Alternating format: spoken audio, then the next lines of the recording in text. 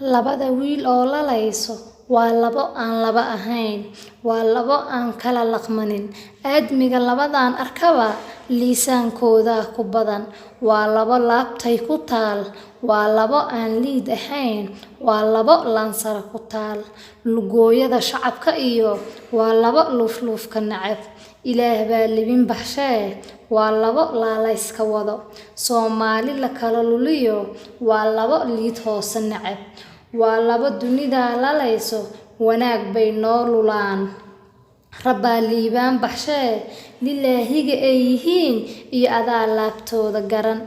Allow cadowgooda luudi, allow xumooda ka leexi, allow libintay wadaan iyo wanaaga allow ku leexi. Lix yaasiin oo quraan ah iyo liilaaf baa loo akhriyay.